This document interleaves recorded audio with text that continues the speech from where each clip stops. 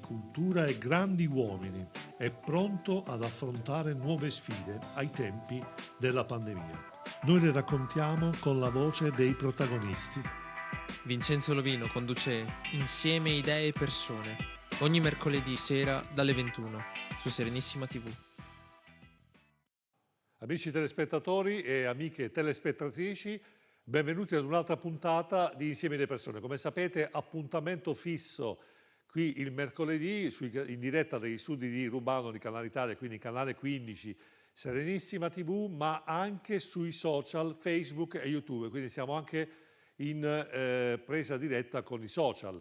Quindi ecco, grazie regia, vediamo il nostro tutorial. Quindi cosa bisogna fare? Andare sulla pagina Facebook Insieme delle Persone TV, fare scroll col dito, entrare nella diretta, basta schiacciare e poi subito immediatamente vedrete quello che succede in studio, quindi c'è un allineamento immediato di quello che succede in studio.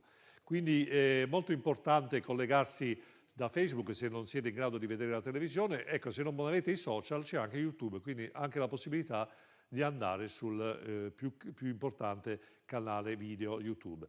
Ecco, che dire, io ringrazio innanzitutto, voglio ringraziare esplicitamente gli ospiti della settimana precedente, ma anche gli amici che ci hanno seguito da casa, perché è stato un successo enorme di telefonate, di pubblico e di condivisione sui social. Vi ringrazio sentitamente per la vostra vicinanza che vi posso garantire noi sentiamo molto da vicino qui in studio.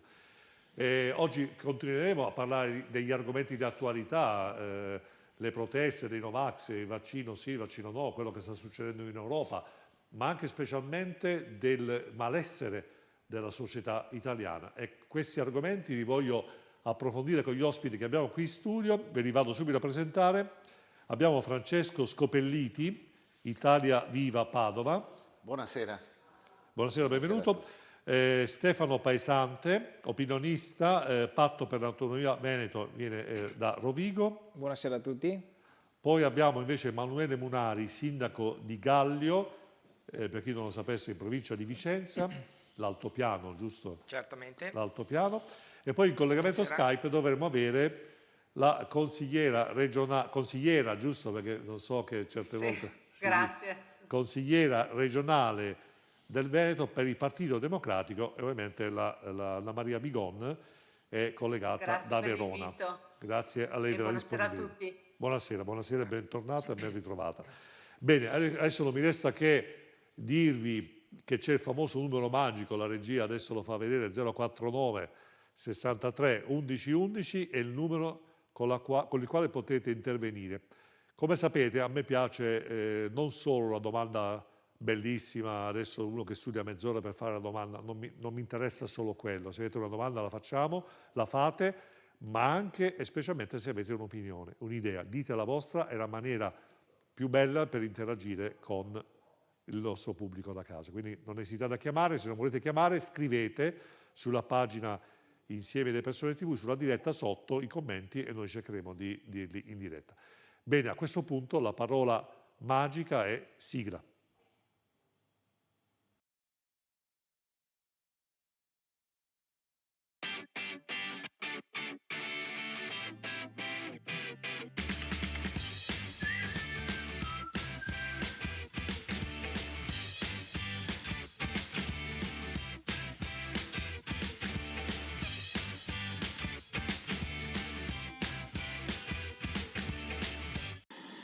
Non c'è un po' la macchinazione, non c'è una politica scarsa.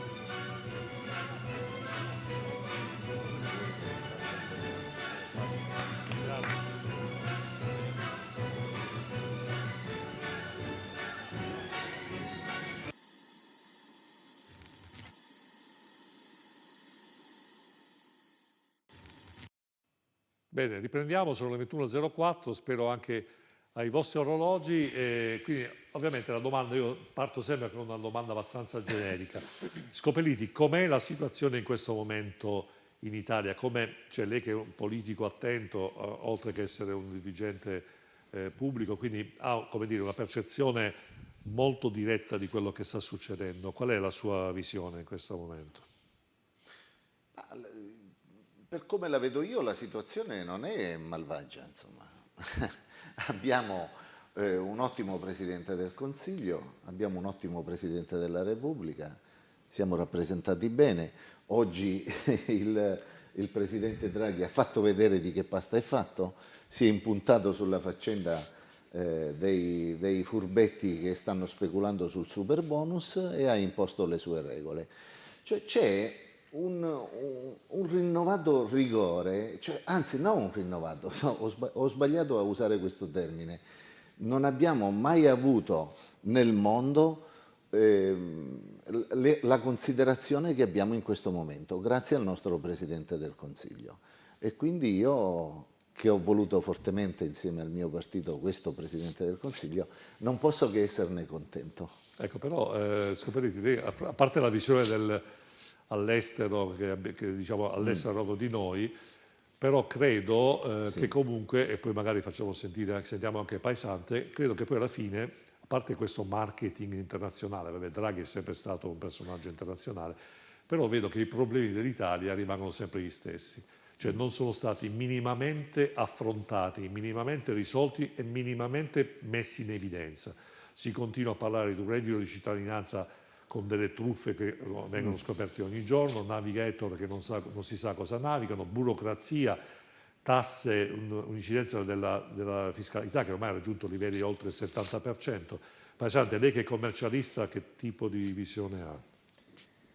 Allora, ho ascoltato con piacere l'amico Francesco che diceva che è contento di essere rappresentato, diciamo, perché è ben rappresentato da questo governo, da Mario Draghi, dal Capo dello Stato e quant'altro. Io onestamente, e penso molti cittadini italiani non si sentono, e soprattutto molti veneti, non si sentano molto ben rappresentati da questo governo e da tutto quello che sta succedendo, perché diciamo che abbiamo un Presidente Draghi che è stato ampiamente decantato, ampiamente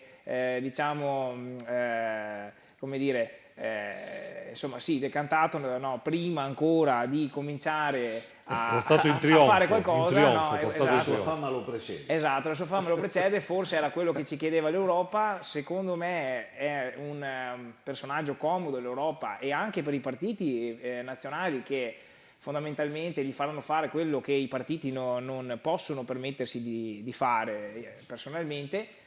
Mario Draghi alla fine non ha fatto nulla di che fino adesso, perché bisogna rendersene conto oggettivamente, perché alla fine i vaccini sono arrivati perché le multinazionali ce li hanno fatti arrivare, quindi fondamentalmente da quel punto di vista lì non si può dargli atto o merito di questo.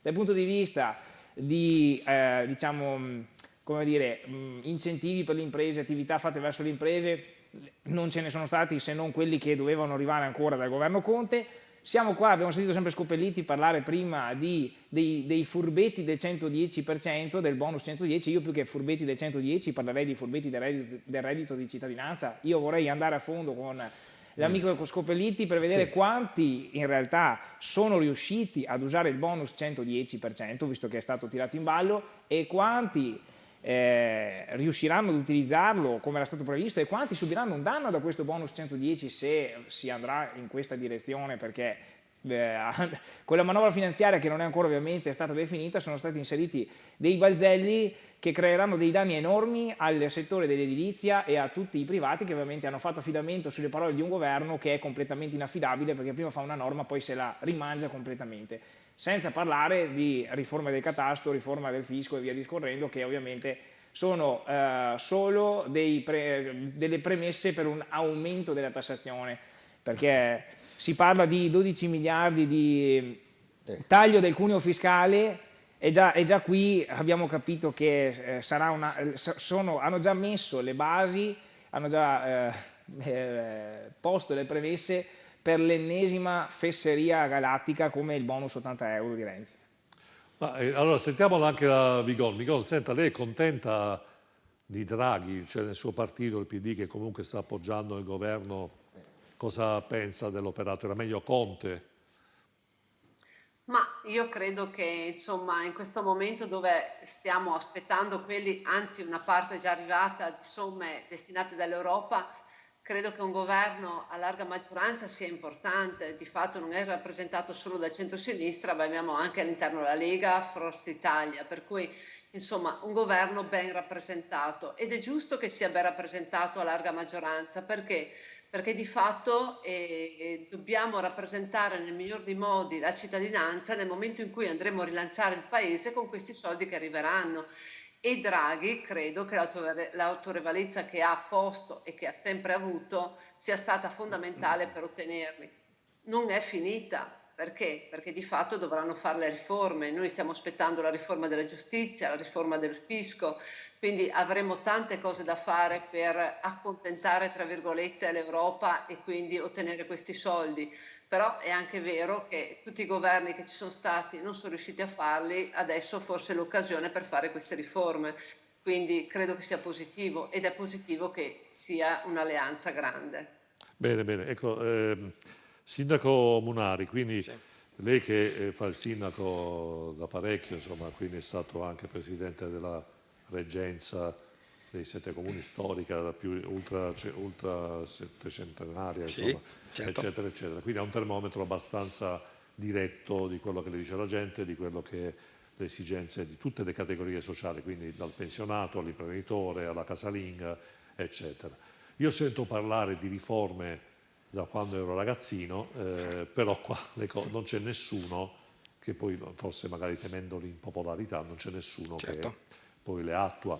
O meglio, bisogna anche considerare rispetto all'esigenza di rimodernare lo Stato con le esigenze sociali, ecco per questo mi rivolgo a lei a fare questa domanda, proprio perché comunque i cittadini in questo momento, dal mio punto di vista, almeno in base al termometro di quello che recepisco, le persone soffrono, cioè stanno male, non solo dal punto di vista del bombardamento mediatico, perché ormai io chiamo Certo. pandemia mediatica, forse adesso più che ovviamente in passato, però cominciamo a vedere i risultati, quindi mesi di calo di fatturato, certe persone che non riescono a lavorare, l'inserimento, molte parti della popolazione, specialmente in Veneto, che sono tornati in Romania perché ovviamente il Green Pass imposto nel mercato del lavoro ha portato a un ritorno a casa di certe figure Certo. professionali. Quindi, ecco, com'è secondo il suo punto di vista il termometro? Ecco, nel frattempo,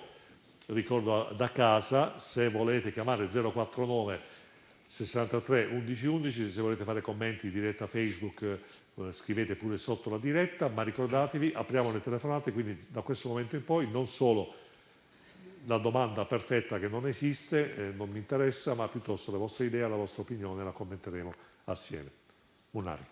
Sì, osservazione molto intelligente, perspicace e acuta e che ci riguarda tutti da vicino. Allora, se partiamo da quello che è una base popolare, quello che sono i sentimenti delle persone normali di tutti i giorni o le necessità o le perplessità o le ansie dei cittadini che effettivamente vivono in questo ultimo periodo, in questo ultimo anno, momenti di confusione dettati sia dai media sia da coloro che in qualche modo o governano la parte sanitaria piuttosto che pubblica, che dicono tutto e il contrario di tutto, che si contraddicono molto spesso e quindi inducono molto spesso il cittadino normale che magari poco segue la politica o poco segue la sanità a fare degli errori. Io da imprenditore ho subito licenziamenti in tronco da parte di cittadini anche extracomunitari che per non farsi il vaccino e quindi avere il Green Pass da qua a 9 mesi hanno preferito dimettersi, lasciare la mia azienda e ritornare chi appunto in Cecoslovacchia, chi in Romania, chi in Moldavia, perché appunto non si sentivano più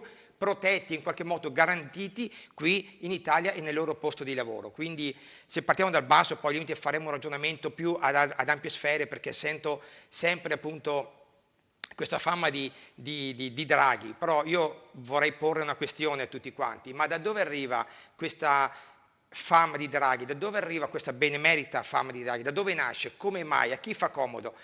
La Bigon diceva accontentiamo l'Europa. Beh, io non sono tanto contento di accontentare l'Europa così d'amblè, ma dopo ne riparleremo al limite. Torniamo alla questione di tutti i giorni. Noi abbiamo cittadini che purtroppo sono esasperati perché non hanno una guida, non hanno un obiettivo da seguire, non hanno uno scopo da raggiungere. Notiamo che il barile greggio diminuisce ma le accise sono sempre al massimo, anzi il gasolio è aumentato notevolmente da un anno all'altro, ci accorgiamo delle bollette del gas e del rincaro del gas che arriverà al 195% rispetto all'anno prossimo.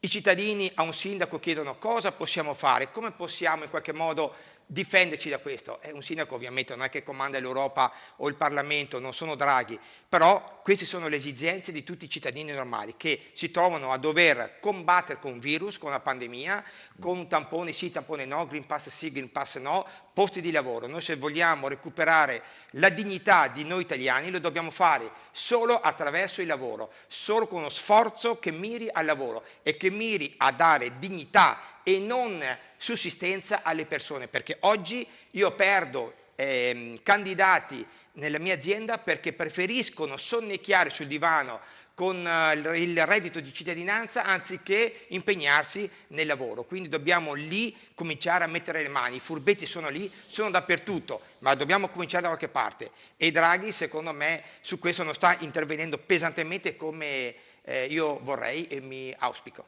Ecco, perché in effetti riforme, io vedo solo, cioè consideriamo che è da gennaio, da febbraio che c'è Draghi, quindi io queste situazioni modificate in me io non le ho viste, anzi estrema tolleranza, però invece chiederei una cosa da casa, nelle altre puntate abbiamo avuto una valanga di telefonate, mi spiace per chi non si è potuto collegare, di persone che erano contro il Green Pass. Quindi no Green Pass, convinti. Ecco, vi chiedo la cortesia 049 63 11 11, chi è a favore del Green Pass, quindi chi pensa che il Green Pass sia giusto portarlo nel mondo del lavoro, esibirlo prima di entrare, di timbrare il cartellino, mi farebbe molto piacere che mi chiamasse, ci chiamasse, perché sennò sembra che il mondo è fatto di chi non vuole il Green Pass. Invece, ecco, siccome la nostra è una trasmissione dove tutti possono parlare, veramente avrei piacere di sentire qualcuno e anche le sue ragioni, perché altrimenti diventiamo solo la trasmissione di quelli che non la pensano. Quasi telefono io allora. Allora Sono favorevole al Green Pass. Telefono? Quasi... Che faccio? Telefono? Vabbè, allora ce lo dica direttamente, Scopelliti. Perché è favorevole? Ovviamente sono favorevole, perché io voglio vivere, non voglio morire. Chi è contro il Green Pass vuole morire, non si vuole vaccinare, vuole tornare al Medioevo. Qui noi siamo in una situazione surreale. Intanto abbiamo la stragrande maggioranza del paese che si è vaccinata normalmente. Io conosco personalmente genitori ultra cinquantenni che non si vogliono vaccinare mentre i loro figli si sono vaccinati. Cioè il paradosso, no? Se questa cosa è mortale e io faccio vaccinare mio figlio e non mi vaccino io, cioè capisci il paradosso? Cioè è evidente che se un ragazzino a 14 anni si vuole vaccinare io gli devo dare il buon esempio e mi devo vaccinare anche per condividere quello che succederà a lui. Cioè, sono immotivate queste loro prese di posizione. E poi devo dire che solo il 5% della popolazione, però è uno zoccolo duro molto, molto, molto ingombrante, perché io che abito in centro a Padova, tutte le sere ormai c'è quello col fischietto che passa libertà, libertà. Non ne posso più della libertà. La sua libertà comincia dove finisce la mia. Questo è lo slogan della Lega, però, Scopelliti, mi sto preoccupando perché Zaia ha detto la stessa cosa. Stamattina mi sono cambiato la camicia, ieri ne avevo una verde. Ecco, poi ho pensato, se vado con la camicia verde in TV il sindaco di Gallio mi prende come consigliere. E allora ho detto no. Non posso, no, ma me ne sono messa una neutra. No, poi in televisione il verde sarebbe un po' troppo scattoso. Troppo. Però è veramente la frase di Zaia, questo è stato il cavallo di battaglia per giorni. La mia libertà comincia, finisce dove la tua. Guarda che Zaia è uno. Allora, io sono contro la Lega, deve essere chiaro questo. Però Zaia è uno di quelli che. A me piacciono i sindaci intanto, non lo dico per piaggeria perché c'è lui, certo. Perché i sindaci sono degli eroi secondo me. Chi fa il sindaco soprattutto di questi tempi è uno che ha le palle per fare, perché la gente se no non lo potrebbe fare. Ecco, detto questo, Zaia è uno di quelli che spacca, insomma, no? Cioè uno abbastanza concreto, Però, poi dice tante fesserie. Però Paesante, i anche lui. sondaggi sono un po' in calo per Zaia, cioè Vabbè, oltretutto ma ha preso il 70%, non può che nel senso, almeno diminuire. dai diciamo. commenti delle Dove vuoi persone. che vada? Perché cioè io per esempio l'altro giorno ho visto una Rete 4 e un video in cui ha detto adesso continueremo a parlare di autonomia. E voi, Paesante, col vostro partito, insomma, quando Aspetta, avete... scusa, per dire solo che anche la Lega, no, a livello nazionale aveva il 38% e adesso è a metà, al 19%.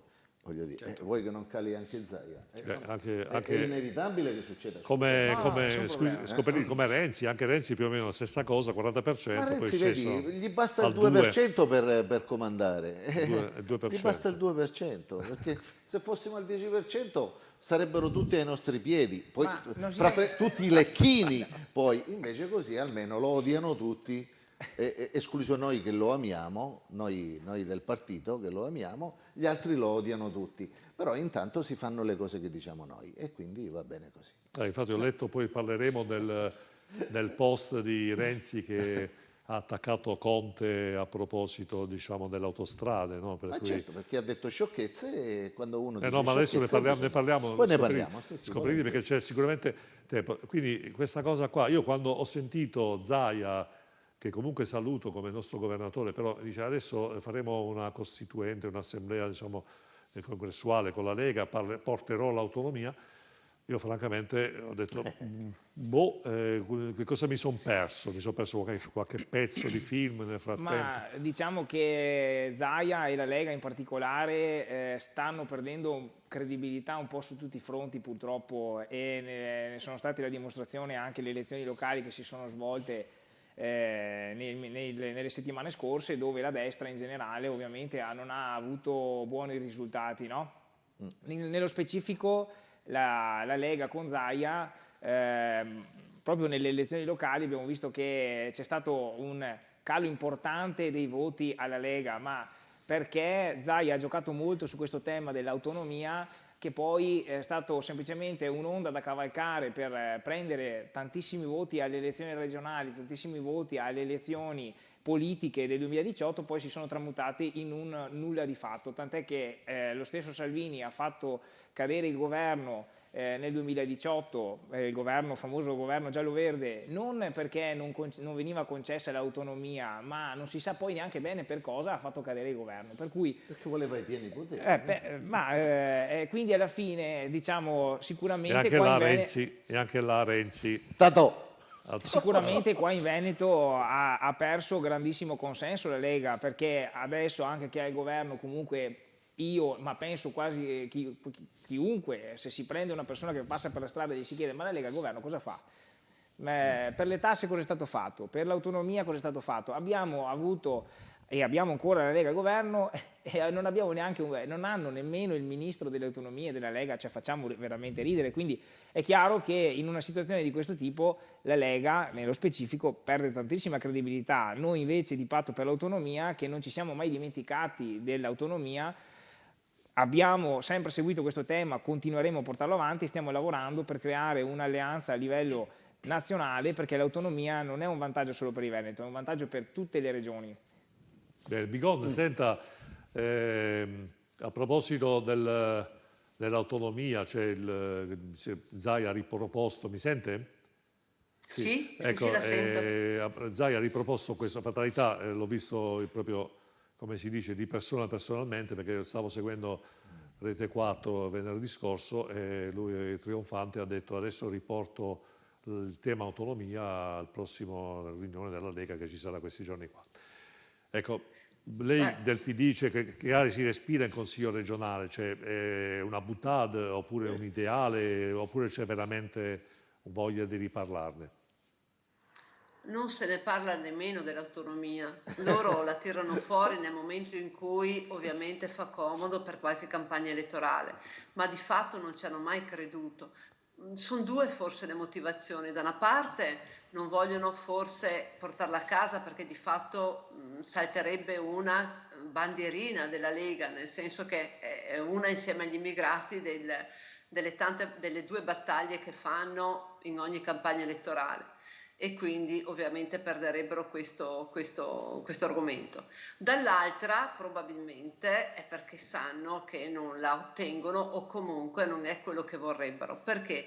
Perché nemmeno Salvini al momento dell'insediamento, quando ha fatto il suo primo discorso nel governo Draghi, di autonomia non ne ha nemmeno parlato e nemmeno fanno finta di parlarne. La tirano fuori ogni tanto, ma non la portano avanti come battaglia, perché non è possibile che dopo un referendum a stragrande maggioranza dei cittadini veneti, al di là delle polemiche dove bene o male ha partecipato anche il PD o meno, comunque lo stesso, i veneti hanno votato. Non è possibile che siamo ancora qua. C'è stato un governo, oltre a questo, che era quello del Conte 1, dove la Lega, bene o male, insomma, aveva insieme al Movimento 5 Stelle una buona possibilità di portarla a casa. In realtà credo che non ci abbiano nemmeno provato. Perché? Perché è diventato un partito a livello nazionale e quindi devono assolutamente cercare di favorire un po' tutte le regioni e quindi eventualmente parlare non di autonomia del Veneto, assolutamente,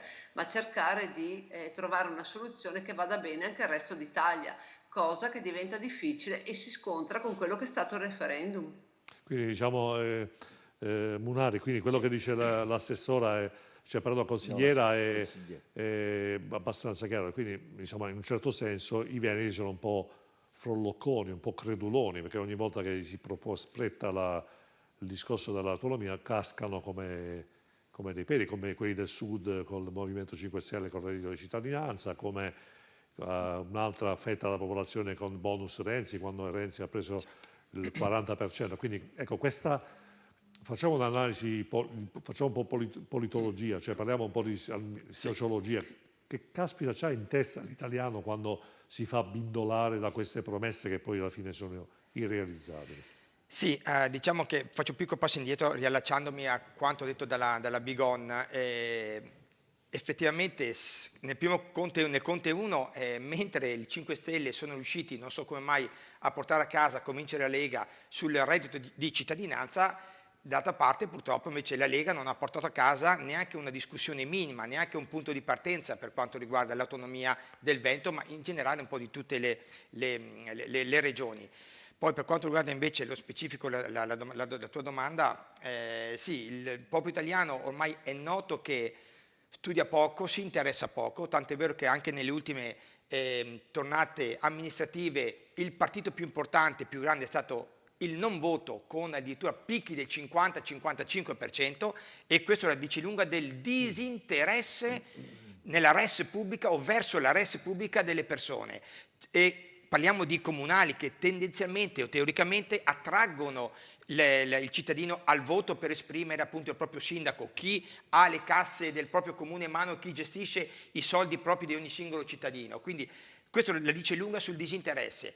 Mettiamoci disinteresse generale, mettiamoci che ci siamo assopiti oggi o da un anno a questa parte perché fa tutto Draghi, lui con i 4 amici della sua cabina di regia fanno tutto loro, anche in nome per conto del Parlamento che poco ha discusso anche nel PNR e del PNRR, e questo è un fatto molto grave a mio avviso, e quindi il cittadino gli pari alla pancia, gli racconti 4 baggianate, lo tranquillizzi. Tutti sanno come si può gestire un popolino appunto disinteressato, e quindi chi vuole e chi gioca sporco ha anche gioco facile nel riempire lo stomaco e la pancia dei cittadini che si ritrovano molto spesso abbindolati, fregati dai politici ai quali invece hanno creduto attraverso gli slogan, ma che poi inesorabilmente dobbiamo pentircene. Io da sindaco, chiaro, sono un po' rammaricato nel vedere che la tanto votata autonomia purtroppo non solo per il Veneto, ripeto, ma per tutte le regioni che hanno necessità,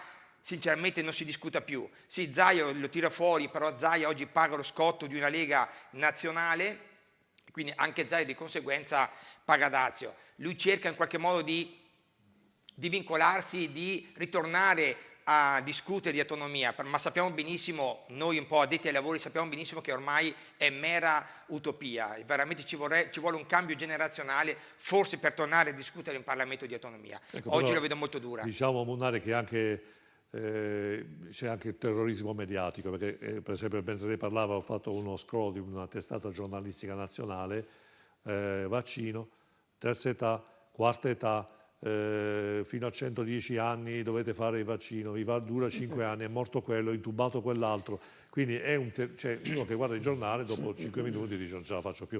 Ecco, chiedo ancora 049 63 11 11 se c'è uno a favore, a parte Scopelliti che mi sembra abbastanza che ha fatto coming out, nel senso da questo punto di vista si intende, però ecco, chiedo se c'è qualcuno disponibile a dire sì, credo Green Pass, lo ascoltiamo molto molto volentieri perché abbiamo bisogno anche di questo tipo di confronto. Ecco, pensate, poi so che voleva dire la sua, si prepari l'intervento, un piccolo stacchetto pubblicitario e rimanete con noi.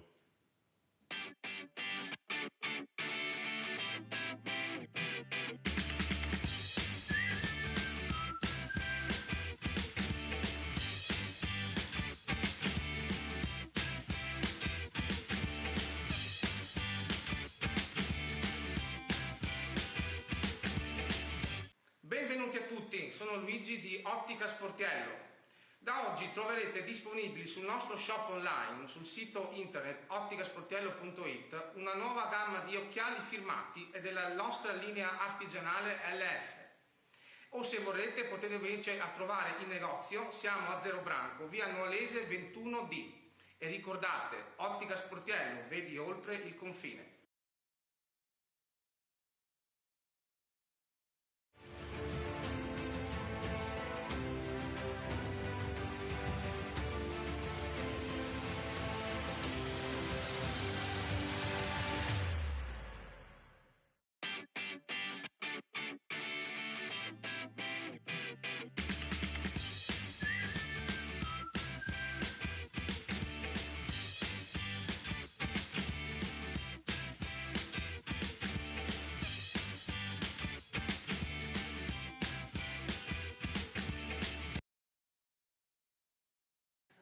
Eccoci qua di nuovo in diretta, 21:31, qua vedete la puntata è andata avanti lo stesso, dietro le quinte, fuori onda, 049 63 11 11, Paesante so che voleva intervenire, però nel frattempo mi preoccupa questa cosa che nessuno ha chiamato che è a favore del Green Pass, quindi cioè, attenzione, distinguiamo, non si parla, c'è solo uno che non è a favore del vaccino è una cosa. Qui stiamo parlando dell'uso estremo, Sì. diciamo sotto certi aspetti limitante della libertà, liberticida, come vogliamo dirlo, del Green Pass. Non sto parlando di chi scende nelle piazze a protestare, quella è un'altra cosa. Però nel mondo del lavoro, lei che insomma evidentemente studia i giornali economici e quindi sa anche le conseguenze fiscali, economiche, eccetera, questo Green Pass nel mondo del lavoro portato all'inverosimile non sta facendo dei gran risultati alla fine. Non mi sembra almeno che l'economia, perché c'è Forza Italia che dice il 6%, a me se la gente scappa e i trasportatori mi dicono sono costretto a rimandare la consegna delle merci perché non ho più autisti, non riesco a montare, esperienza personale Scopelliti, quindi è successo personalmente, non riesco a fare dei lavori perché mi mancano gli operai, questi alla fine dov'è il vantaggio economico? Si vuole dire che le cose vanno bene, poi magari... Allora faccio due precisazioni, nel senso che prima ho dovuto mordermi la lingua perché non ho potuto rispondere al sindaco di Gaglio Munari, perché sentir dire che non sa, lui che è della Lega, insomma, quindi presumo che sappia qualcosa, che non sa perché quando c'è stato il governo giallo-verde la Lega non ha portato l'autonomia, questo mi stupisce e mi rende abbastanza perplesso.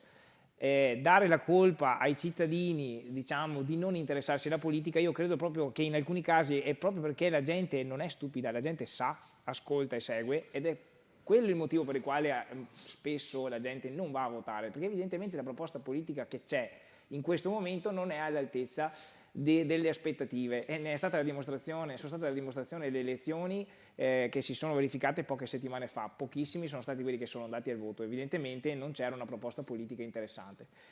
Se invece ci spostiamo anzi potrei dire si sposta spesso l'attenzione, si continua a spostare l'attenzione diciamo delle persone sul Green Pass e il vaccino, che è un tema importantissimo.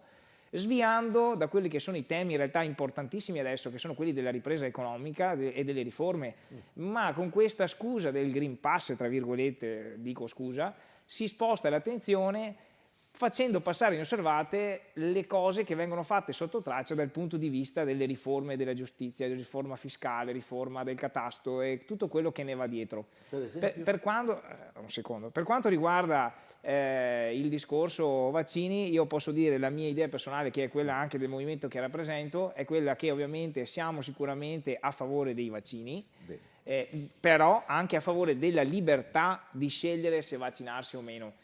E siamo a favore della libertà perché, come si può vedere, la maggior parte della gente si è vaccinata, perché si parla di un 80% abbondante di vaccinati e di una minima parte che ha deciso di non vaccinarsi. Prima Scopelliti diceva che la libertà degli altri va bene finché non va a ledere la libertà altrui. Certo, peccato che però spesso a quelli come Scopelliti la libertà altrui non vada bene nel momento in cui rappresenta un'idea diversa dalla loro. Quindi bisogna stare attenti a non criminalizzare anche l'idea diversa dalla propria, lasciare la possibilità a chi diciamo, ha un dubbio anche legittimo su tutto quello che sta succedendo, e invece di fare una campagna di criminalizzazione delle persone non che sono no vax, ma che sono no Green Pass, perché il Green Pass non ha nessun fondamento scientifico se non l'obbligo, se non quello di obbligare in qualche modo la gente a vaccinarsi fondamentalmente.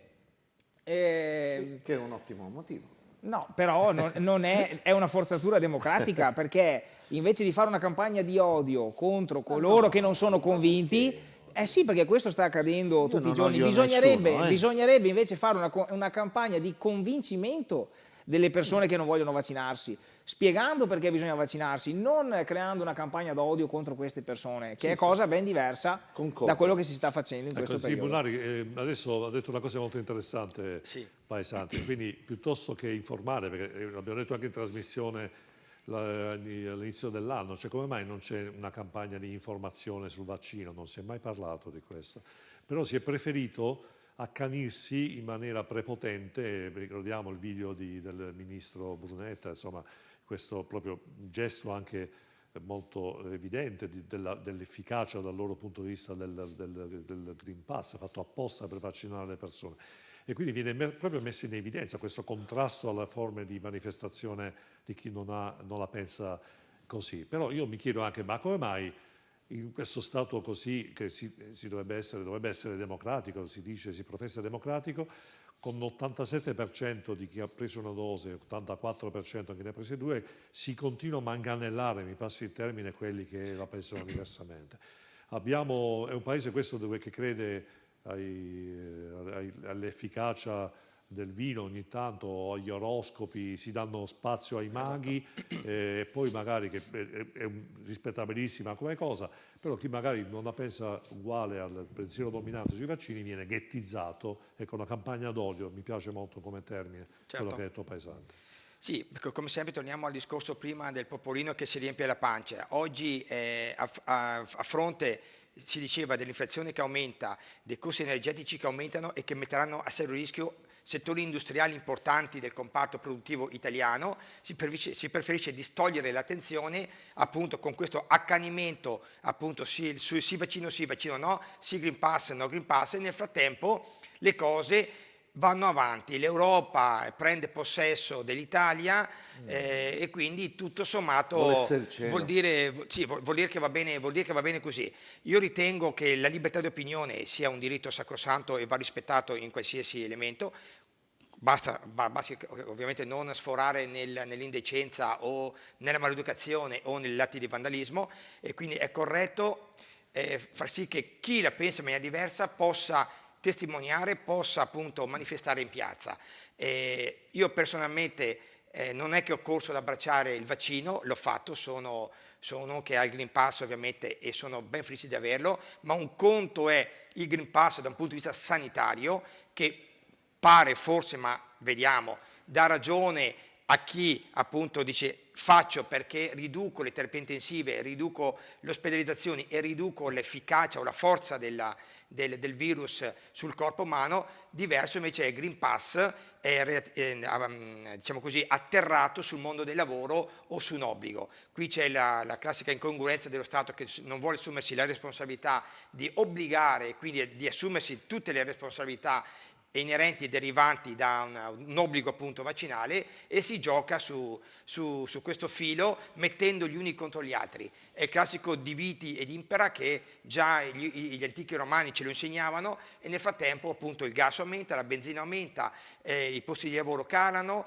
litighiamo tra di noi e facciamo la battaglia dei poverini, dei poveretti, non ce ne rendiamo conto. E così facendo comunque facciamo il gioco e portiamo acqua a quei pochi che invece, chiusi nella cabina di regia, chiusi in quel Parlamento, fanno quello che vogliono, si mantengono la sedia, perché ricordiamoci tutti che anche questo governo di larghe intese, ripeto, non è stato eletto, non è stato consolidato dal popolo italiano, questo non dimentichiamocelo. Ecco, senta, volevo sentire Bigon, consigliera, quindi rispetto a quello che ha detto Munari adesso, parole importanti, forti, quindi la popolazione in effetti trattata male non solo perché è obbligata al Green Pass, ma anche costretta a subire bombardamento mediatico, e quindi è messa uno contro l'altro, ma i social parlano chiaro, cioè io li frequento giornalmente per lavoro, è una guerra. Tu sei vaccinato, sei una persona per bene; tu non sei vaccinato, sei un bandito, sei un delinquente, sei da eliminare, cioè vengono usati dei termini molto forti. Oh. Ecco, quindi Bigon, qual è la sua idea? Ma allora, sicuramente i temi forti sono stati e sono usati, e questo non va assolutamente bene. Ognuno deve esprimere la propria idea.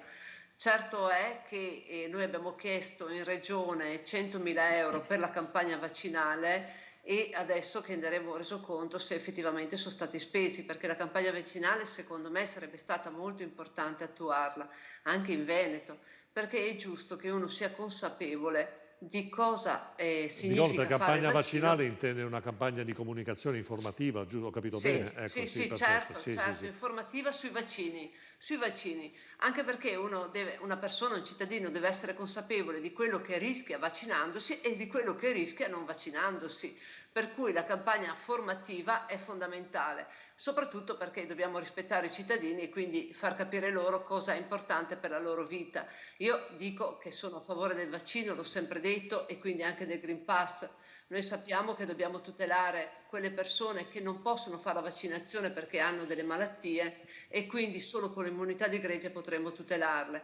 È evidente che la campagna vaccinale avrebbe permesso quantomeno una informazione costruttiva a favore di tutti, e un odio come sta succedendo adesso sui social non va assolutamente bene, perché insomma è una guerra sociale che dobbiamo assolutamente evitare, e soprattutto lo devono evitare i politici.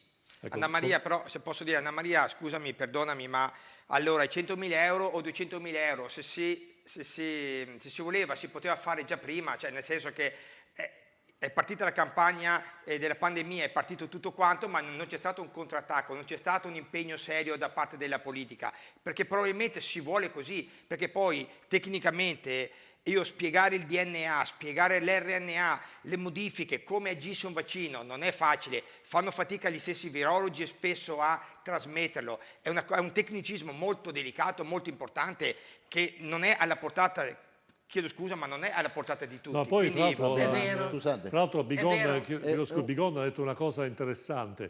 Nel 2019 c'è stata una campagna promozionale sulla vaccinazione prima che uscisse il Covid, un video fatto dalla Regione Veneto che io poi ho analizzato, parlava di vaccinare le categorie a rischio. Quindi è strano che nel 2019 la Regione Veneto ha fatto un video, quindi ha fatto una campagna promozionale informativa, e poi dal 2020 è sparito tutto. Difatti, direttore, noi abbiamo chiesto i 100.000 euro nel bilancio del 2020. La devo interrompere, appunto Bigon. perché Sentiamo una telefonata Prego. da casa. Pronto, chi parla? Buonasera direttore, sono Sebastiano D'Abano sempre. Buonasera. Sente, io stasera ho visto sul TG5 che dove hanno sequestrato delle macchine, ci sono 400 macchine che aiutavano a respirare alla gente e non funzionavano, dicevano tanto bene. Io non vorrei che molta gente che è morta pure per queste macchine qua. Poi un'altra cosa, io mi sono vaccinato, però io desideravo fare almeno un tampone a settimana pagato dallo Stato, perché così stiamo viaggiando della gente che magari siamo anche positivi e possiamo andare dove vogliamo. Quindi magari lo Stato se mi dava la possibilità un tampone a settimana pagato da loro, e allora lì controlli la pandemia, perché così la pandemia non la stai controllando, hai lasciato alla gente che camminano tranquillamente. La ringrazio, mi scusi direttore. No, grazie. Anzi, grazie anche Sebastiano, è una cosa che ha detto il nostro amico da Abano molto interessante, cioè in effetti, ecco, magari volevo sentire anche Bigon su questa riflessione, quindi parliamo di noi stiamo facendo a livello europeo la bella figura dei ma noi abbiamo la pandemia sotto controllo, però abbiamo tanta gente che ha, e sappiamo che può essere anche un raffreddore, lo dicono gli stessi governanti, no? Cioè, se ti vaccini puoi avere un raffreddore con il Covid in forma leggera. Ci sono tante persone che girano, però noi non andiamo a fare il tampone a quello che ha il Green Pass che dura 12 mesi, lo andiamo a fare a quello che deve andare a lavorare. Sì. Quindi può darsi che i dati non siano così attendibili. Bigon. Assolutamente sì, e soprattutto vediamo che nel Veneto e comunque un po' in tutta Italia i casi, ma anche e soprattutto nel Veneto, stanno aumentando. Tra l'altro c'è stata una riduzione dei punti tampone, per cui vediamo che ad esempio nelle scuole dove c'è un protocollo che nel caso di un positivo dobbiamo ovviamente fare il tampone alla classe, questi si rivolgono ai centri tamponi e aspettano anche 4-5 ore, quindi con disagio incredibile per chi lo fa per andare a scuola o per chi lo fa per andare al lavoro, per cui c'è stata una diminuzione dei centri tampone e i casi stanno aumentando, per cui insomma dobbiamo assolutamente rivedere un po' l'organizzazione in questo senso. Ecco, bene. Scopelliti, sei rimasto finora l'unico a favore del Green Pass nel mondo del lavoro. Lei è un po' che non mi dà la parola, le cose si sono accumulate qua. Parto dall'ultima. Vabbè, se vuole facciamo una puntata solo per lei, Scopelliti. Sarebbe necessario, penso io. Allora, partiamo dall'ultima. Il signore che vuole il tampone gratuito. Allora, facciamo i conti della serva, come si dice. Allora, mettiamo anche che il tampone costi solo 5 euro a tampone e non 15 come costa invece in questo modo. Il problema è che costa 15? No, vabbè, ma mettiamo che costi 5. In Veneto quanti siamo gli abitanti? 5 milioni. 5 milioni. Quindi ci vogliono 25 milioni la settimana solo per fare i tamponi gratuiti. Per 52 settimane sono 1 miliardo e 200 milioni, se non vado errato, se non sbaglio l'ordine di grandezza. 1 miliardo e 200 milioni per fare i tamponi gratis. Sapete quanto spende l'Italia per le disabilità in Italia? 500 milioni l'anno. Cioè, avete capito? Cioè, i nostri disabili... Ma è lo Stato che vuole i tamponi. Cioè, lo Stato che impone il tampone per andare a lavorare. Lo Stato non vuole i tamponi. Ha speso 8 euro per vaccinarmi e a me non chiede nessun tampone. Chi vuole fare il tampone perché non si vuole vaccinare sono cazzi suoi, va bene? Se lo paga il tampone, se lo paga e se vuole lavorare e se no sta a casa. È chiaro? Perché il problema è tutto qua. Quanti morti ci sono stati oggi? 38. Quanti ce n'erano quando non eravamo vaccinati? 800, 900, 700, sì, anche 900. 1000, anche 1000. Quanti ce ne sono in Russia? Migliaia al giorno di morti. Io i miei vecchi non li voglio vedere morire. Se uno invece non si vuole vaccinare, vabbè, pazienza, allora, è il destino. Però, che faccia quello che vuole. Allora, ma mia madre, che ha 92 anni, io l'ho fatta vaccinare ed è viva e vegeta, allora, grazie a favore, Dio. però, e la posso abbracciare. Scopelliti, questa trasmissione non facciamo terrorismo mediatico, migliaia di morti in Russia. In Russia ci sono 400 milioni di abitanti e hanno 30 volte i nostri morti e non hanno 30 volte la nostra popolazione. Migliaia è una cosa un un po' generica. No, scusa, Vincenzo, Paesante. non dobbiamo neanche minimizzare. No, Cioè, ma io non sto dicendo- oppure diciamo, vuoi mettere in discussione il no, fatto no, voglio assolutamente- che noi abbiamo parliamo di 30 morti dati al giorno veri. perché abbiamo l'85% di persone vaccinate? Beh, però il Sebastiano ha detto una cosa molto interessante. Può darsi che ci sono molti più come dire, persone infette, solo che non è vengono, vero. non La vengono carica virale è tamponate. molto bassa in chi Non è- vengono in chi è tamponate perché hanno il Green vaccinato. Pass che dura 12 mesi. Cioè, allora... se si vuole controllare si fa un tampone una volta ogni tanto, risulterà Così negativo invece di andare a prendere se al si è bar, vaccinato. dice lei, invece di andare a prendere il caffè al bar, va a fare un Esatto, tampone. va a farsi un vaccino, va a farsi Paesante. un tampone. Diciamo, apprendo sempre dall'amico Francesco che stimo, diciamo che come sempre chi ha un'opinione diversa può arrangiarsi fondamentalmente. No? Se tu la legge, non volevo dire scusami, questo, però questo è quello che passa, perché alla fine se c'è una legge che dice o ti vaccini o ti tamponi, però non mi puoi imporre di spendere 15 euro a tamponi. In qualche maniera il governo dovrà pure intervenire su questa cosa, perché è una... sì, ho capito, però ho capito, ma il tampone, insomma, ci deve essere pure in qualche modo una considerazione del fatto che c'è qualcuno che la pensa diversa da te. Non è che perché nel momento in cui uno la pensa diversa da te, beh, allora si arrangia, lui chi se ne frega, no? Quindi bisognerebbe... ci sono tutta una serie di controsensi su questo Green Pass che sono davanti agli occhi di tutti, e il motivo per il quale ci sono comunque delle contestazioni sul Green Pass e non sul vaccino in sé per sé, più che altro, è proprio per questo, perché c'è un Green Pass che ha una validità di 12 mesi, mentre sappiamo tutti, perché l'hanno detto gli scienziati, l'hanno detto i virologi, l'hanno detto tutti, che il vaccino ha una validità di circa 6 mesi, poi dipende anche Perché Johnson è più basso. sì, esatto, dipende anche dal sistema immunitario delle varie persone. Chi ha un sistema immunitario debole probabilmente dura anche meno. Quindi avere un Green Pass che ha una validità di 12 mesi a fronte del fatto di un vaccino che dura probabilmente neanche 6 mesi, che sicurezza ti dà, tra virgolette, nel sto proponendo una riflessione, non voglio fare demagogia, che sicurezza dà un vaccino che comunque permette il contagio e che non garantisce quindi che tu che hai fatto il vaccino di andare in giro e essere tranquillo e non contagiare anche chi, abbiamo detto prima, non può farsi il vaccino perché è un soggetto debole. Quindi scusa. bisogna stare attenti a quello che si dice quando si parla di vaccino, perché il vaccino... Permetti che discutiamo anche? Sì, era solo per chiudere il discorso, è solo per dire che non si può dare per scontato, e questo torna nel discorso dell'informazione che bisogna fare, non si può dare per scontato che chi si vaccina automaticamente non contagia nessuno. No, infatti non è questo. Perché questo è il concetto che si fa passare spesso. Il punto non è questo, Stefano. Allora, il punto è un altro, fondamentalmente. Io ho 62 anni. Sentiamo la telefonata da casa, lo interrompo volentieri, Scopelliti. Prego, chi parla? Pronto? Parlo Bruno da Padova. Sì, prego. Volevo intervenire perché ho sentito il signor Scopelliti, dal mio punto di vista, ha affermato che stiamo morendo a dismisura in questo periodo e grazie al vaccino, viceversa, ci salviamo tutti. Sì. Ecco, vorrei dire al signor Scopelliti che guardi i morti di giugno, luglio, agosto, settembre, ottobre dell'anno scorso e di quest'anno. Forse si accorgerà che sono stati molti di più quest'anno rispetto all'anno scorso, nonostante i vaccini. Certo. Tutto qui. Benissimo. E gli asini volano. Senta, lei è favorevole al Green Pass? Così è una domanda che vogliamo fare. Lei è favorevole al Green Pass o no?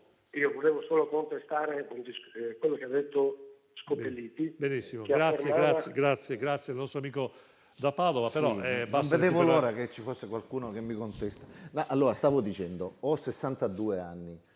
Che cosa ha fatto il vaccino? Il vaccino ha fatto sì che se prendo il virus avrò 38 di febbre, non avrò problemi con i polmoni, non finirò intubato. Se non avevo il vaccino, finivo in terapia intensiva. Automaticamente. Cioè, tutti. No, uno della mia età, un ultra settantenne. Non facciamo così, Scopelliti.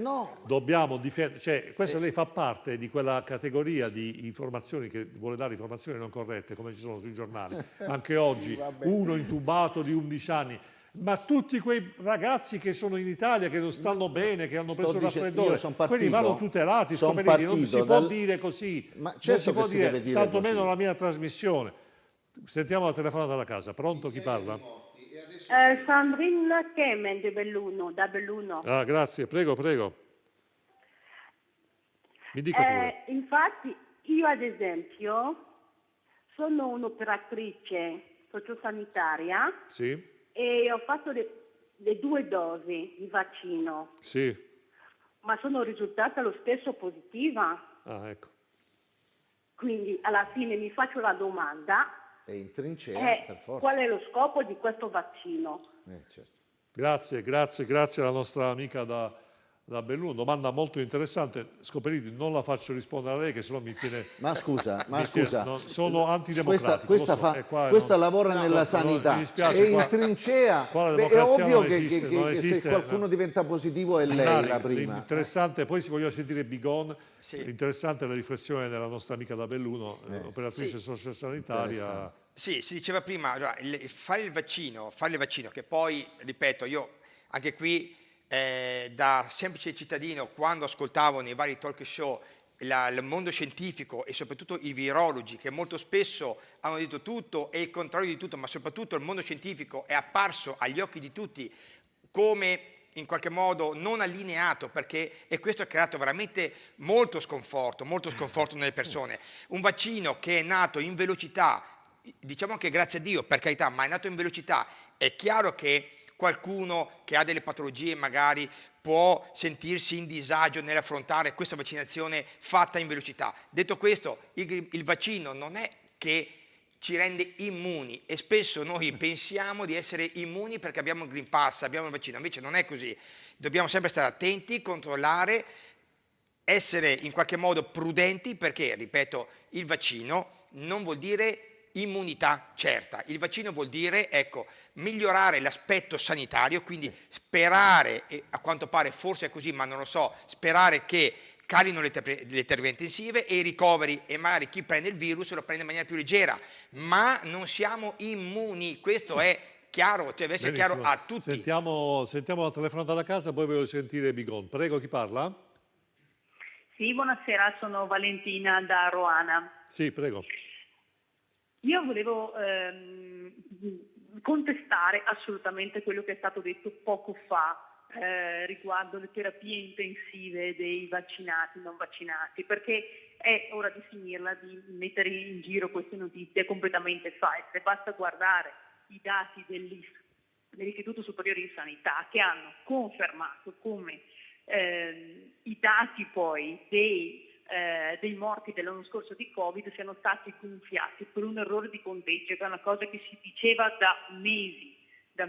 Chi non ha ceduto subito a questa farsa, diciamo, del Covid, perché il Covid esiste, ma è una malattia che è stata curata male, e questo l'hanno confermato tutti i medici, tutta la società scientifica, tutti. È stato curato male finché poi si è trovato il modo di curarlo.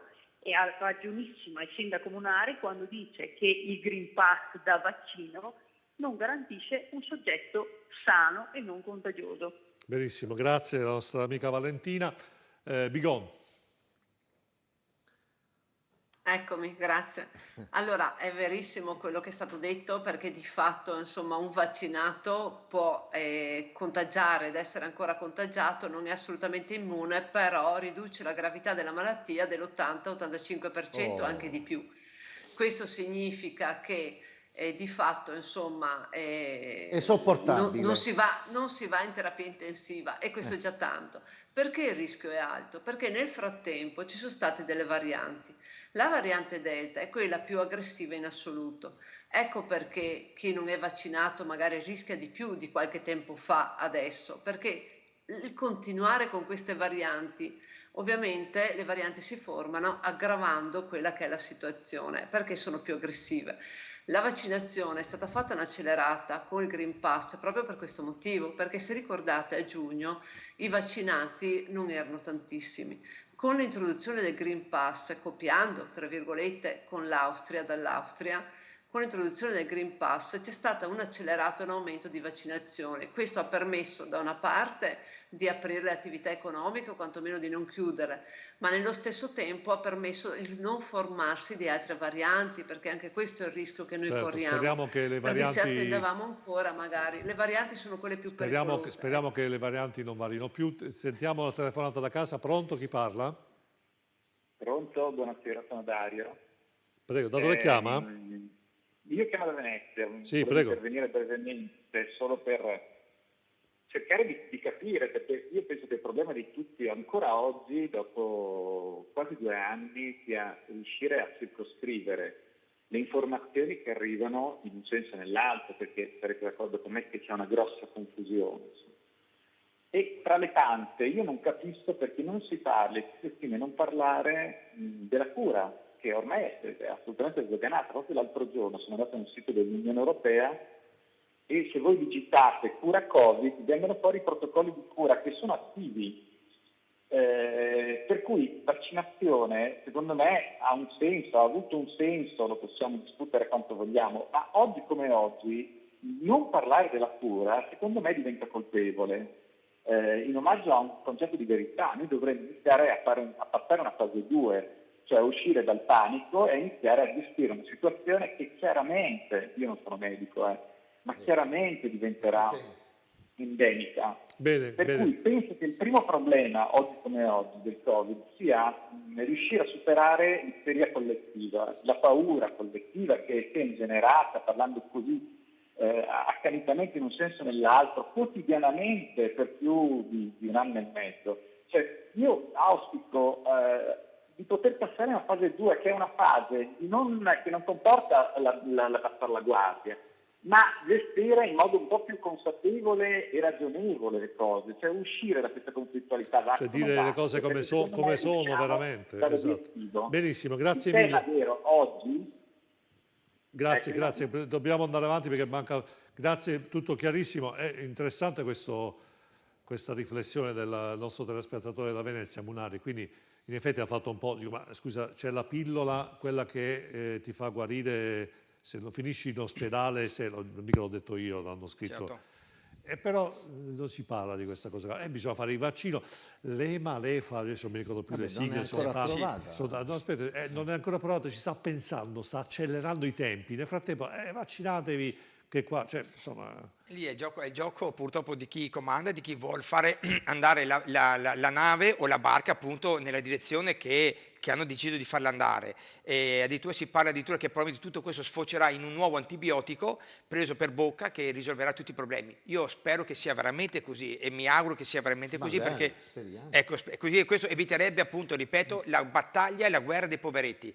Io dico una cosa anche, pongo la questione una cosa, oggi come oggi addirittura è più controllato chi fa il tampone magari ogni 3 giorni, che quindi ha un risultato immediato, rispetto appunto a chi, come me, che ha il Green Pass, pensa di essere, fra virgolette, immune, quindi per 6 mesi non viene controllato, io potrei essere asintomatico e contagiare N persone che lavorano con me.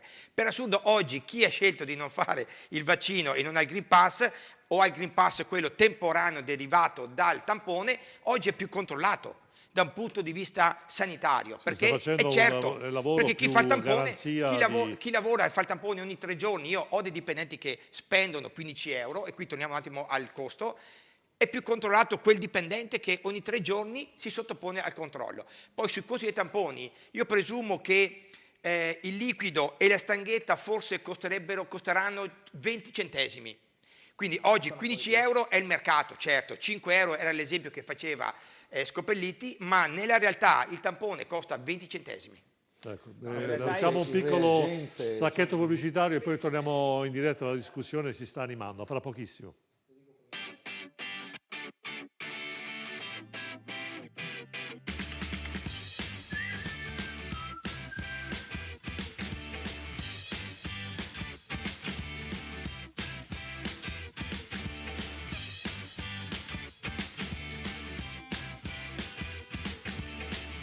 Benvenuti a tutti, sono Luigi di Ottica Sportiello.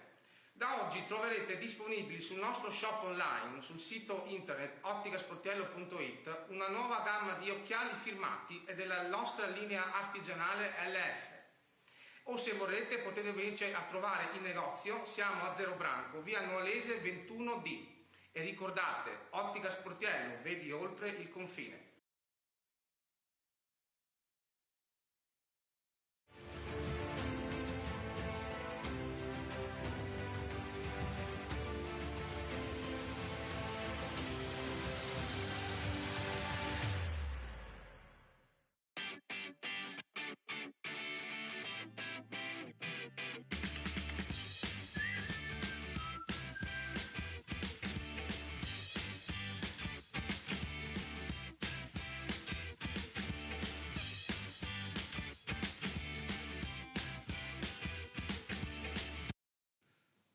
Bene, eccoci di nuovo in diretta, 22.04. Ecco, ci è arrivato un messaggio per Scopelliti. Ricordiamoci che si ammalano e vanno in terapia intensiva. Scopelliti non faccia il furbo qui con noi, anche i vaccinati. Quindi se lo ricordi che questa cosa qua è vera, però è arrivato un post, era doveroso segnalarlo. Vediamo la telefonata alla casa, pronto? Sì, buonasera a tutti, sono Italo e chiamo da Padova. Sì, prego. Una domanda secca. Perché lo Stato non ha reso obbligatorio il vaccino per tutti e se ne è addossato le eventuali conseguenze? Mi spiego. Io sono l'unico non vaccinato in famiglia, però gli effetti collaterali dei miei familiari sono stati sul pesantuccio, tanto è vero che per un familiare ho temuto il peggio. Io, che ho patologie cardiache e non solo, ma anche di trombosi, di ictus cerebrali, ho assolutamente paura di farmi questo vaccino e non me lo farò assolutamente mai. Però se lo Stato me lo avesse imposto e fossi stato costretto, avrei voluto essere risarcito da eventuali danni che questo vaccino mi avesse procurato. Non capisco la veemenza statale di non imporre un vaccino e di pagare le conseguenze. Perché grazie. Gli imbecilli possono fare queste possono fare queste conseguenze. Grazie mille, evitiamo ovviamente parolacce.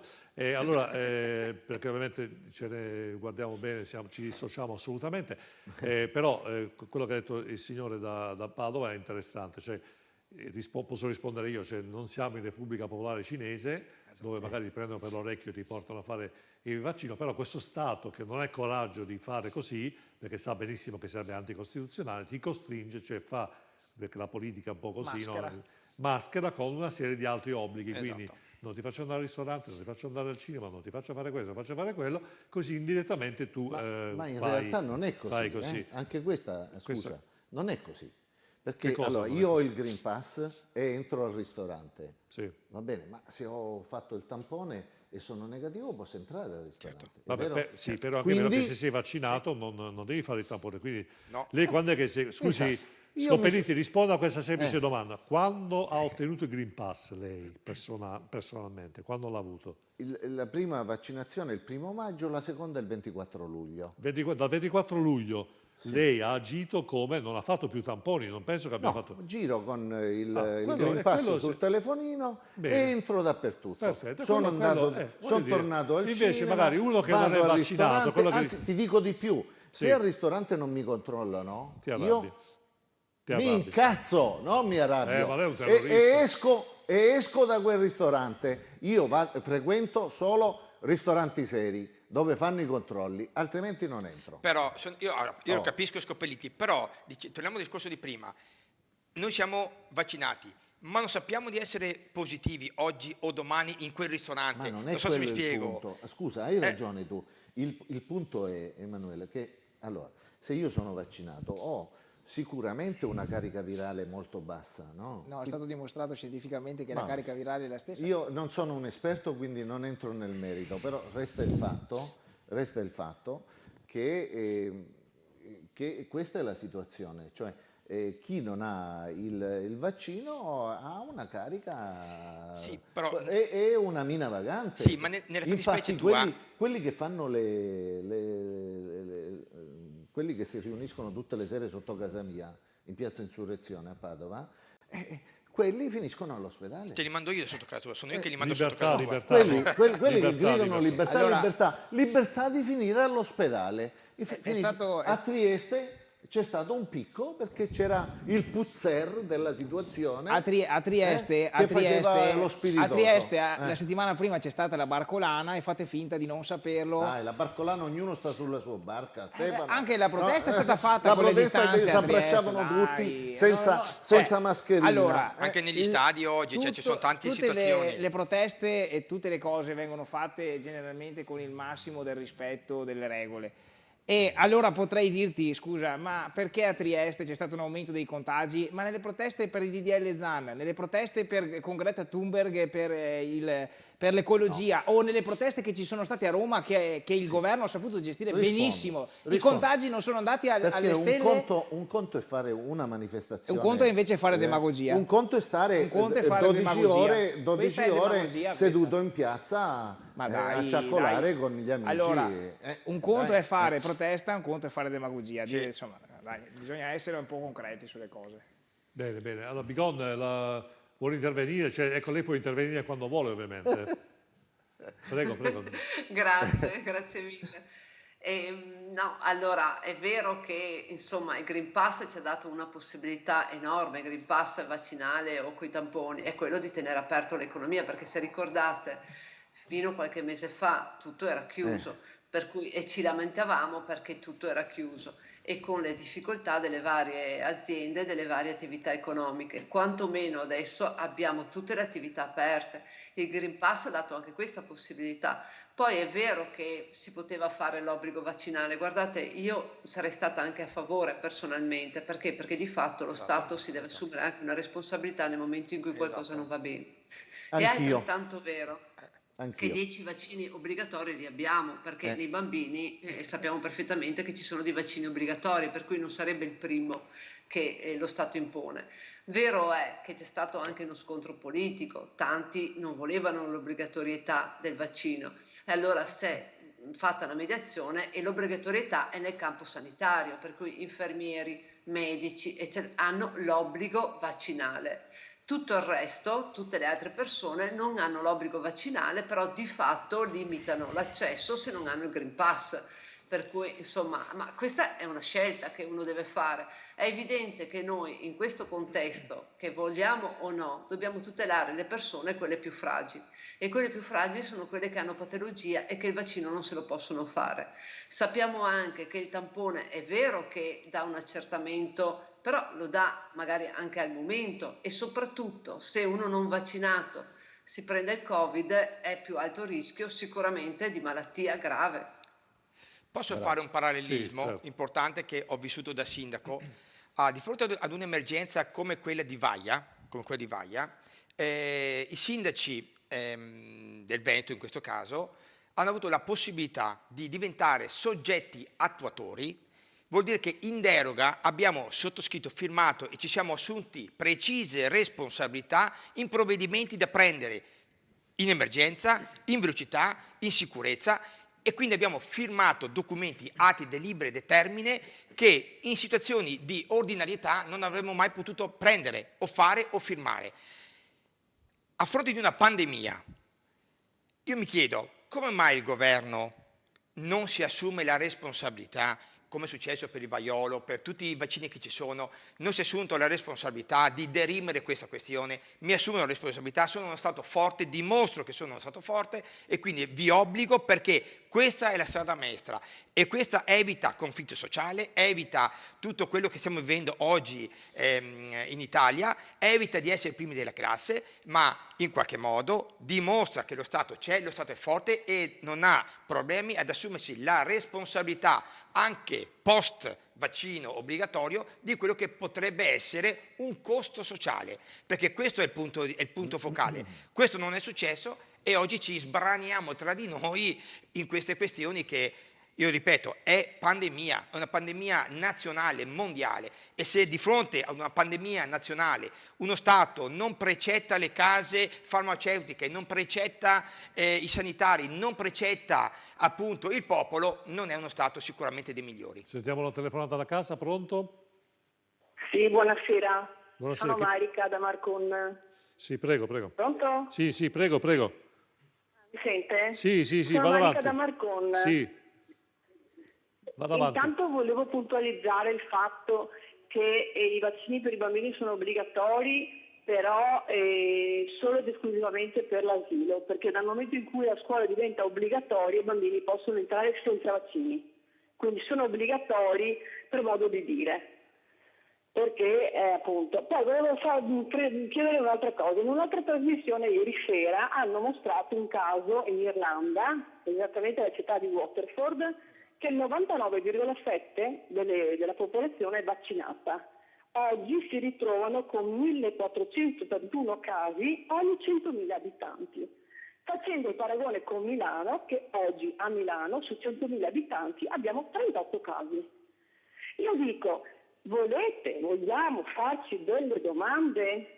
Perché non riesco a capire tutto questo, il vaccino di qua, il vaccino di là. Io conosco gente che ha avuto eventi avversi, ma anche gravi, e il medico non ha voluto dichiararli.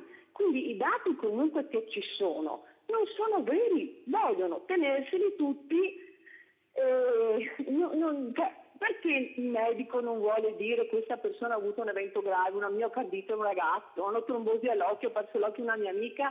I medici nascondono tutto, non vogliono fare dichiarazioni perché sennò rischia il posto. Sono dei delinquenti i medici. Bene, grazie allora Marica. Sono grazie. dei delinquenti. Marica, no, nascondono tutto. Non si può generalizzare. Pesante questa affermazione è importante. Allora, sul discorso degli eventi avversi, sicuramente ci saranno stati nelle tante somministrazioni degli eventi avversi, sicuramente ci saranno stati, come per tutti i medicinali. Adesso io non sono ovviamente, lo ribadisco e lo dico, ovviamente non sono un medico, non sono uno scienziato, e quindi le mie affermazioni non hanno validità scientifica. Mi baso su quello che viene detto dai vari professori, dai vari studiosi e dai vari medici, insomma, ecco. Però immagino, come tutti, che tutti i medicinali hanno delle controindicazioni. Se noi ci mettiamo a leggere, insomma, il bugiardino, diciamo, dei vari medicinali, insomma, anche quello della ci verrebbe male.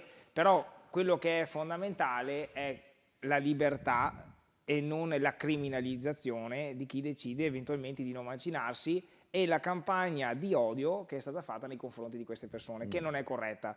Soprattutto perché poi tutta questa questione Green Pass, vaccini, eccetera, eccetera, alla fine va a coprire tutte quelle che sono poi le questioni che in realtà dovrebbero essere allo stesso tempo molto importanti da affrontare in questo momento, visto che veniamo fuori da una situazione economica molto grave, molto importante per le imprese e anche per tutte le persone, per tutti i cittadini, mentre ci si concentra sulla questione sì, no, Green Pass, questo e quell'altro, criminalizzazione di quelli che protestano contro il Green Pass.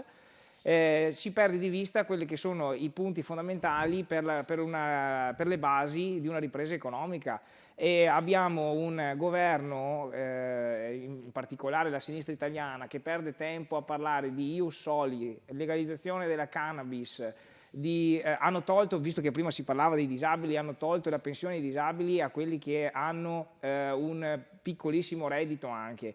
C'è sempre stata il limite di reddito. Sì, ma è stato abbassato. Poi dopodiché abbiamo un 110%, bonus 110%, dove è stata data la possibilità alla gente di ristrutturare la casa. Adesso non sanno più che cosa devono fare, perché probabilmente verrà tolto. Avete fatto una serie di disastri enormi. Adesso parlate di riforma del catasto. Avete parlato di patrimoniale, avete parlato di riforma del fisco, non ne avete fatta una giusta neanche per sbaglio. Quindi prima di decantare l'operato, che vengano loro a governare, così sistemano tutto. Io Francesco mi baso sui fatti. I fatti sono che al momento le tasse sono sempre alte uguali, e si parla addirittura del 12 miliardi diviso 50 milioni di italiani non sono neanche 200 euro a testa. Non so tu cosa pensi di fare, ma io credo che invece di sperperare miliardi sul reddito di cittadinanza bisognerebbe fare degli investimenti concreti per chi vuole lavorare, non per chi vuole stare a casa. E queste operazioni non stanno mettendo le basi per la ripresa. volevamo fare un referendum per abolire il reddito di cittadinanza. Ma quando? Siamo gli unici che hanno posto la questione e quindi la questione è diventata collettiva. Perché non fosse stato per noi, hai sentito la Lega che parlava del reddito di cittadinanza? Almeno quello per fortuna no. Hai sentito Fratelli d'Italia che parlava? No, Ma solo la, noi. Ma la sinistra, abbiamo detto, che ha la maggioranza del governo, noi parla siamo di la sinistra. appunto. Noi. Voi E è noi tutta- è abbiamo tutta la detto sinistra. no al reddito di cittadinanza. Nicola, ha sentito Scopelliti, dice noi siamo la sinistra e Televiva. No, anche lei, alla fine. anche lei. No, che mi dica qualcosa, perché poi anche Paesante l'ha un po' attaccato sul discorso di Soli. No, io dico, scusa, per dire alla consigliera che sono più le cose che ci uniscono di quelle che ci dividono, Anna? Assolutamente. Oh. Allora, il discorso dello ius soli, di vari temi, io credo che siano importanti, al di là di quello che è ovviamente l'emergenza. Abbiamo bocciato con un regolamento di fatto interpretato dalla Casellati il DDL Zan, perché insomma questo è stato un aspetto tecnico e non si è entrato nel merito, cosa che io credo buona parte della cittadinanza sarebbe stata preparata ad accoglierlo, con delle modifiche evidentemente, perché delle modifiche potevano sicuramente starci. Per quanto riguarda gli ius soli, è vero, ne parliamo da tanti anni, come la Lega magari parla dell'autonomia, sicuramente la Lega ne parla da più anni di noi, degli ius soli. Lo porteremo avanti perché di fatto sappiamo perfettamente che tanti bambini nascono qua in Italia, insomma io credo che come tutto il mondo potrebbero avere la cittadinanza. Non dobbiamo scandalizzarci di questo. Mi scandalizzo di più quando i governi non fanno nulla contro i grandi evasori, perché stiamo qua parlando e parliamo tanto del reddito di cittadinanza, quando in realtà ci sono dei grandi evasori e non vengono mai toccati. Quelli dovremmo colpire prima di tutto, perché guardate, abbiamo 6 milioni di poveri, 6 milioni sono tantissimi. Allora, abbiamo sbagliato il reddito di cittadinanza, possiamo modificarlo. In Veneto abbiamo fatto un'inclusione sociale con dei soldi arrivati dallo Stato, benissimo, però dobbiamo prendere provvedimenti per queste persone, perché abbiamo tantissime persone che non riescono ad andare a fine mese e questo è un argomento che noi politici dobbiamo assolutamente trattare e non far finta di niente. Dall'altra parte abbiamo delle multinazionali che vendono via internet e non pagano le tasse o ne pagano poche. E di questo non ne parliamo. Sentiamo una telefonata da casa, pronto? Chi parla? Sei pronto? Buonasera, parla Diego da Vicenza. Sì, prego. Volevo solo dare un po' la mia esperienza. Io ho avuto il Covid a gennaio di quest'anno praticamente. Ho 59 anni, non sono più giovanissimo. Sono stato curato benissimo dal mio medico di base, ho fatto un 38 di febbre, quasi asintomatico. Ho passato il Covid e sono tranquillissimo, senza problemi, senza essere stato ricoverato in ospedale. Ho fatto le raggi di anticorpi la settimana scorsa e risulta che sono altissimi ancora. Praticamente nel mio sangue c'è la proteina spike che mi fa da coro, che mi fa da memoria, in caso che se prendo quelle cose mi sono autoimmunizzato in poche parole. Sì. Volevo chiedere a quel signore là un po' se ne arriva perché dovrei farmi il vaccino, visto che sono immunizzato, il mio fisico è pronto per un'eventuale altra contaminazione. Benissimo, grazie Diego da Vicenza, grazie. Lui è uno di quelli che non è obbligato a fare il vaccino, perché è guarito dal Covid. Guarito dal Covid ha comunque l'obbligo di fare almeno un vaccino. Almeno un vaccino. Una dose, sì. Poi ci sono quasi 5 milioni di persone che hanno avuto il Covid. Dopo 6 mesi però. Dopo 6 mesi. Dopo 6 mesi, ma quindi una gennaio. dose, Quindi equivale a una prima dose. Sì, ecco, poi magari volevo una telefonata da casa. Pronto? Vediamo l'ultima. Chi parla?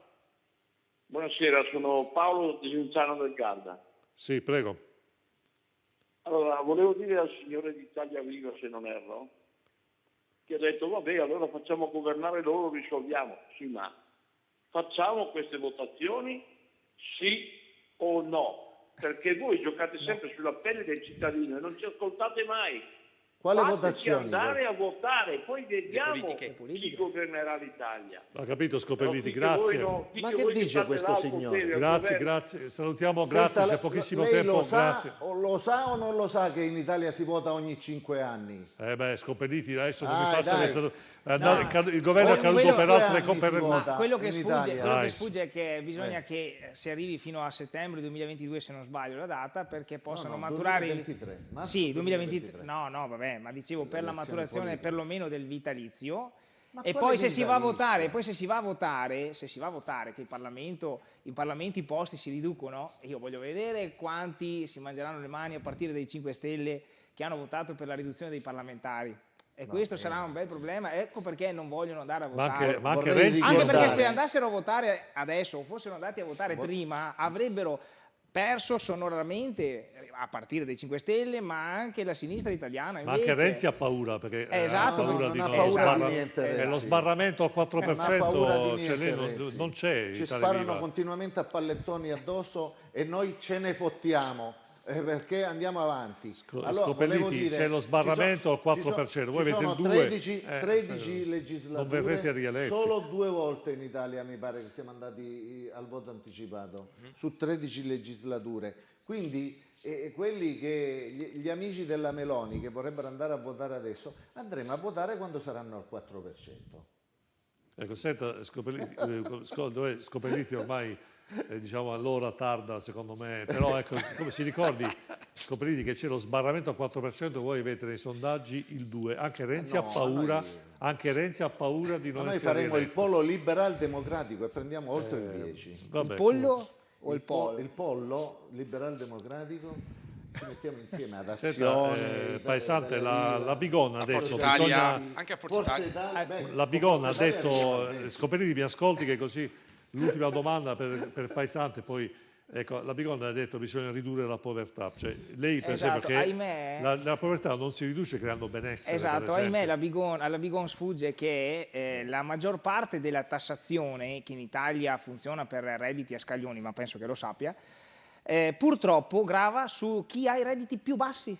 Quindi se vogliono far ripartire l'economia devono modificare gli scaglioni, devono pensare a una flat tax allargata o ad una riduzione delle tasse, non a spostare quella che è di qua, una roba di qua, metterla di là. Adesso per esempio hanno detto che vogliono togliere l'IRAP, ma aumenteranno e la spalmeranno sull'IRPEF, perché sostanzialmente toglieranno l'IRAP e la spalmeranno da qualche altra parte, ma allora alla fine è una presa per i fondelli, per i contribuenti, i cittadini italiani. Quello che è fondamentale è la detassazione per chi ha i redditi più bassi e purtroppo questo non è mai accaduto in tutti questi anni ed è uno dei temi fondamentali. C'è uno schiacciamento verso il basso della tassazione. Questo è il problema. È stato distrutto il ceto medio, che era quello che per la maggior parte spendeva e faceva circolare l'economia, e invece in questo paese è stato distrutto il ceto medio, è stata distrutta l'edilizia, sono stati distrutti tantissimi settori. Una riflessione giusta. Non so dove vive lui. Io vivo in Italia, non so dove vive Scopelliti. Io sono calabrese e vivo in Veneto. Lei lavora troppo a Scopelliti. In Veneto c'è meno del 4% della disoccupazione. Meno del 4%. Perché se potesse andare all'1 non sarebbe una cosa positiva. Più ricche del mondo. L'Italia è, quanto a qualità e quantità economica, è uno dei 5 paesi più ricchi del mondo. Cioè, ma tu dove vivi? Cioè, ma le Mercedes, le Ferrari, le vedi fuori? Io no, non so io sì.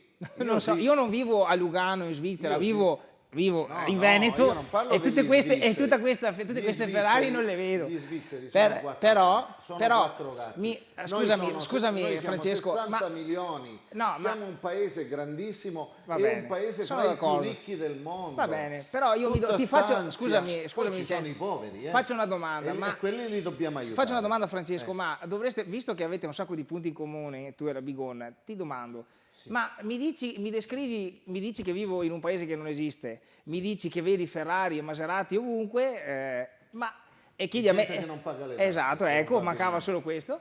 Allora, come mai la Bigonna, con cui hai un sacco di punti in comune, parla di un sacco di poveri e tu invece mi descrivi un sacco di ricchi? Cioè, mettetevi d'accordo allora, perché o viviamo in un paese di ricchi, siamo a Dubai e non lo sappiamo. Io guardo con diffidenza a queste stime. 6 milioni di poveri. Chi è povero intanto? Non lo so, l'avete detto voi. L'88% degli italiani su questa riflessione facciamo scoprire, scusi, un saluto. No, per dire solo, l'88% degli italiani è proprietario di casa. Munari e voi volete fregarli pure. Munari vuole dire 30 secondi prima di chiudere? 30 secondi. Abbiamo fatto tante cose, abbiamo detto. Bigonna, si prepari anche lei 30 secondi. L'economia è, siamo il paese più ricco del mondo, dice Scopelliti, non c'è bisogno. Allora, Il più ricco sicuramente no, sicuramente noi dobbiamo mantenere chiaramente questa ricchezza, dobbiamo mantenere questo tasso di occupazione soprattutto al nord e poi chiaramente anche al centro e al sud, ma per fare questo ci vuole particolare attenzione e io richiamo la politica a fare il suo ruolo, a svolgere il suo ruolo nei parlamenti, nel Parlamento, nel Senato e nella Camera, perché non comanda solo il Presidente del Consiglio, ma ci sono parlamentari votati dal popolo che devono tutelare gli interessi del popolo dell'Italia. Bigon, 20 secondi perché 10 secondi. Assolutamente sì, ci sono 500.000 pensionati nel Veneto che vivono con meno di 1.000 euro. Allora, non riescono nemmeno a pagarsi una visita privata perché sappiamo che le liste d'attesa sono lunghe perché c'è un'altra emergenza che è quella del no Covid. Allora, abbiamo tantissime persone che vivono con reddito bassissimo, abbiamo famiglie che non possono permettersi figli nel Veneto perché hanno i giovani lavori precari e sappiamo che non hanno stipendi altissimi e spesso vanno all'estero. Allora, è qua che dobbiamo incidere. Bene, grazie. Dobbiamo Allora salutiamo Francesco Scopelliti dalle Viva Padova, Stefano Pesante, opinionista Patto per l'Autonomia Veneto Rovigo, Emanuele Munari, sindaco di Gallio, provincia di Vicenza, buonasera, grazie. Anna Maria Bigon, in collegamento Skype, consigliera regionale del Veneto, Partito Democratico da Verona. Bene, grazie anche agli amici a casa. Io vi aspetto mercoledì prossimo, sempre qui canale 15, diretta Facebook e YouTube, insieme idee e persone. A mercoledì prossimo. Grazie. Non c'è un po' la macchinazione, non c'è una politica scarsa.